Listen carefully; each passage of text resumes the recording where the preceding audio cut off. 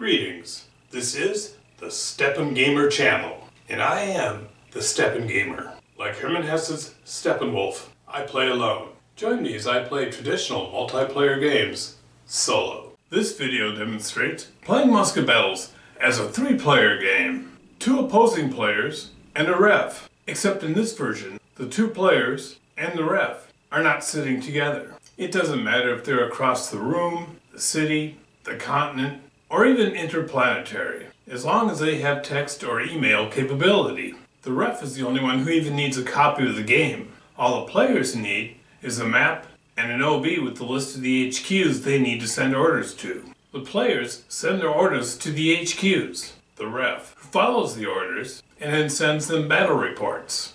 At the end of the game, and for the players, this can be the best part. The ref sends them photos of the battle as it played out each turn. Alright, and here we are at Gettysburg, day 1. Early morning. Now Buford's cavalry has been ordered to protect Gettysburg. Now, having heard that there's a large Confederate force moving towards Gettysburg, General Reynolds and his First Corps have been dispatched north towards Gettysburg with orders to hold on as long as they can as more reinforcements are sent to Gettysburg. Meanwhile, in the early morning, at the head of Lee's army, A.P. Hill and Heath's division are advancing up Chambersburg Pike.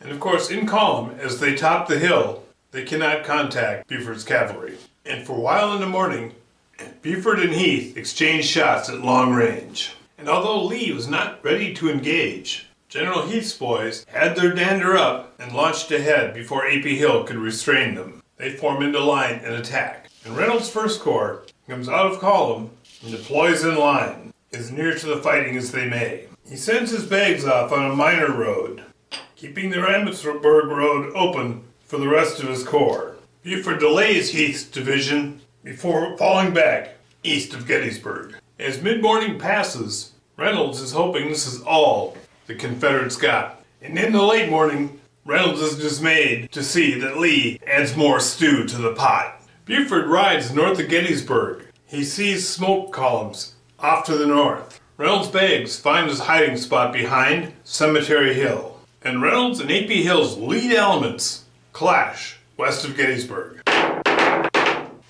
And although the finest Union troops are driven back, it is at a horrendous cost. Reynolds sends orders to Howard to sweep around to the left and to join the Union line. Meanwhile, A.P. Hill has sent messages back telling Lee the whole Union army is coming up this way and here's our chance. Into midday, General Lee rides up on Traveler, meets A.P. Hill, and they discuss the situation. And General Howard begins a circuitous trek around the Confederate line. And he sends a rider back to make sure that Steinwehr finds the rest of the corps. Steinwehr gets the message and is on his way. Ewell's race to reinforce is stymied by Buford's position along the Carlisle Road. At midday, with Lee's firm hand, A.P. Hill is able to form up a line. And now midday passes as the day wears on into the afternoon. A.P. Hill's artillery opens fire on the extreme Union left.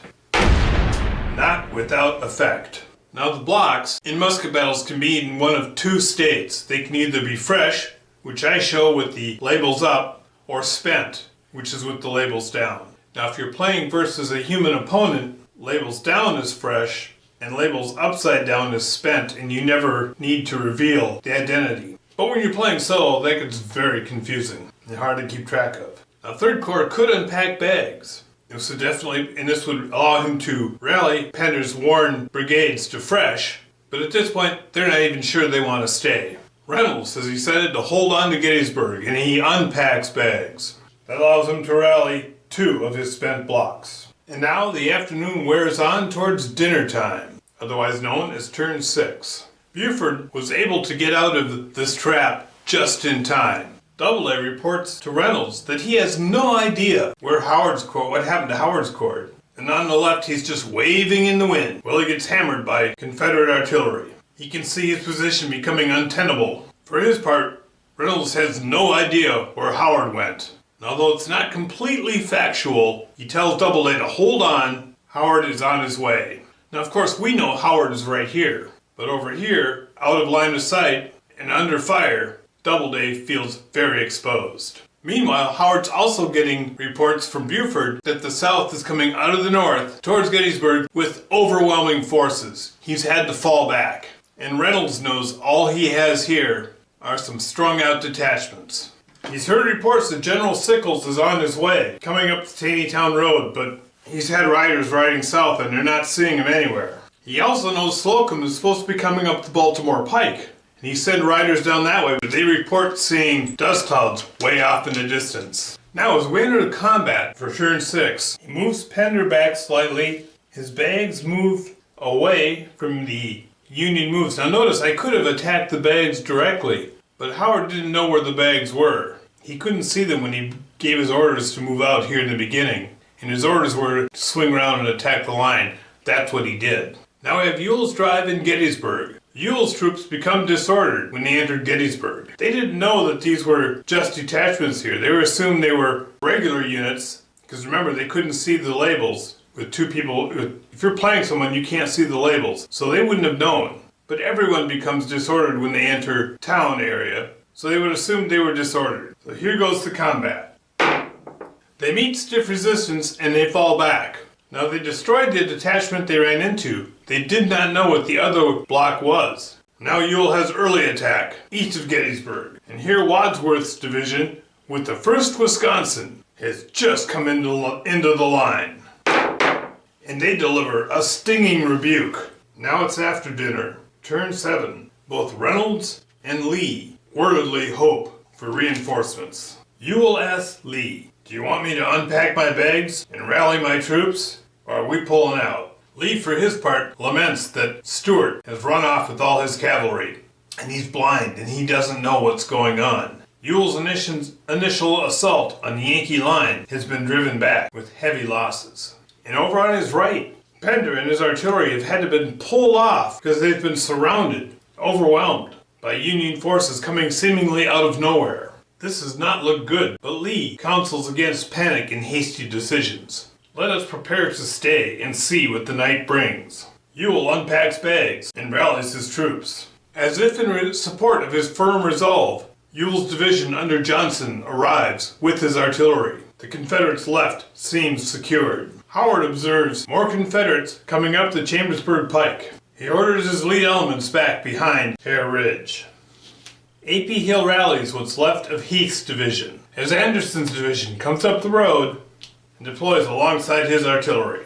Excited riders bring Reynolds news that Sickles and Slocum's troops are on their way. Only a little time is left before daylight gives out entirely. And Lee realizes, we can't hold here, this is not good ground. Let us make one last effort, see if we can drive back this Union line. Not wanting to get caught up in Gettysburg in the darkness, he orders Ewell to attack on the east side and Hill to attack on the west side. They have word that Longstreet should be here soon. And Sickles meets Reynolds. He says, "Get your boys to the right, and I'll pull Wadsworth off the line." He moves them up as best he can. And Hood arrives, races up to talk to Lee as his corps convenes just north of the Chambersburg Pike. Slocum positions himself on Cemetery Hill and gets ready to reinforce the line wherever it's needed. Reynolds has sent word to Howard to refuse the flank. Howard reports back, "Consider the flank refused." As per orders, Ewell attacks east of Gettysburg with Rhodes' division. What remains of Early's division keeps watch on Gettysburg, and Jenkins' cab, along with some detachments, watches the Confederate left flank. He starts bringing Johnson's subdivision and his artillery back around with the rest of his corps. And of course, he actually is out here ordering the attack. With the last remaining light, A.P. Hill orders Pender's division forward, along with Anderson's division, with Pender and the artillery minding the flank. Buford, finding himself taking fire from the Confederate lines, falls back, and the fireworks open up. And although Burton's sharpshooters are able to drive back lead elements of Rhodes' division, they are lost. Now Pender and Heath's divisions drive on Reynolds' best troops. Again, the Wisconsin Brigade holds, and Anderson's fresh troops assault Doubleday. And although Doubleday does what he can, his division is wiped out, and there's a hole in the Union line. Now it may seem like, well, that's not much. 2 blocks. But what gets critical here is the chit draw and the alter turn order rules. Because whoever moves first, the next turn is the night turn. You can't end your move within 1/3 of the enemy. So cores on here is drawn first, will have to retreat. Most accurate to view this as a swimmy situation. And how does it fall out? As night falls and darkness and confusion reign over the battlefield. First is Longstreet, and he's ordered to move along Hare Ridge. Next, the Union artillery comes up in the night, and Ewell has to move first. Rodes' lead elements have to fall back. The rest of his division rallies, and he recovers the lost block of Early's division. Johnson's division continues to move around. Slocum's division is ordered to occupy Reynolds Hill. And now at the end of the evening turn, beginning of day 2, it would appear that the South has a slight advantage. The Union has more forces coming up, but they're not there yet. In theory, the South should be able to mount a serious aggressive offensive early in the morning before the North can build any kind of defensive line. Of note, we have unpacked bags right here. Union forces have to hold the line right here. Now, of course, Lee isn't aware of where the bags are unpacked. They look like any other block. But he's betting they're somewhere up along here somewhere. If he can just push the line back, he can find where they are, and if he captures those bags, the North has to lose their position. Alright, let us begin with July 2nd, day 2. Now imagine you're the Union player, you're Meade. You have to issue orders for 11th, 1st, 3rd, 12th, 2nd, and the artillery. Before seeing any moves anyone makes, you have to write those orders, and the referee will follow those orders as the chits are drawn. Now it's the same for the Confederate player as well, but with only 3 corps on the board, and their positions pretty much staked out, it's a much easier task. And this is where it gets a little messy. 11th Corps is told to hold the Union left and maintain contact with 1st Corps on their right. Simple and straightforward. But now they've been drawn. They're not going to move. They like where they are. That follows orders. It's a good position. We'll see what happens when 1st Corps gets their orders. Now Longstreet wants a little more time to bring his troops around and asks Lee not to start the attack quite yet. So in early morning, Lee tells Ewell to position his troops and prepare for a drive. Ewell consolidates his forces. Slocum's 12th Corps has been ordered to occupy Renner's Hill. He positions Gary on Culp's Hill, orders him to be ready to reinforce the line. He extends a thin line of troops to the woods, and Longstreet moves his troops forward and directs his artillery coming up the road. And Sickles orders his line, and A.P. Hill gets his artillery up on McPherson Ridge and into position. The hair trigger is ready to be pulled. It's not ideal, but Robinson is positioned to protect Wadsworth's flank. This is what I was talking about. Had Reynolds gone first, this line wouldn't be so haphazard. And Sykes' Corps races on, but he runs into traffic. Speaking of which, what does the artillery do? The lead batteries are put on the line, and that delay holds up everyone else. And 2nd Corps races up a side road and gets ready to join the defense of the bags. And although there is a steady dribble of musketry along the lines, no one's close enough, no one is in position to effect anything decisively. But in mid-morning, this might change. A.P. Hill's artillery bombards Cemetery Hill, and A.P. Hill releases the Dogs of War. And through the mid-morning we see that 2nd and 3rd Corps have made their attack, and Longstreet has even committed Hood's Texans to the line.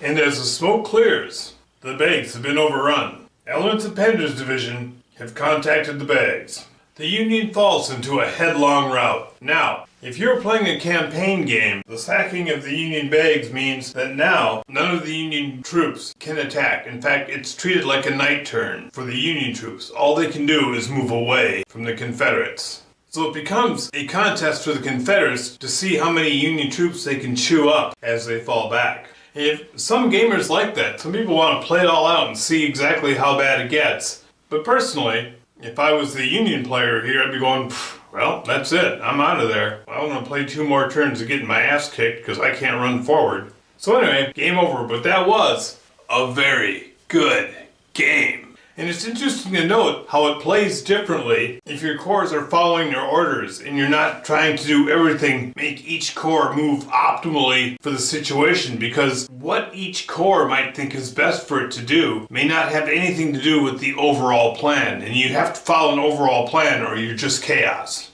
Let me know in the comments below what you think of playing in this style and what you think it would be like to play remotely.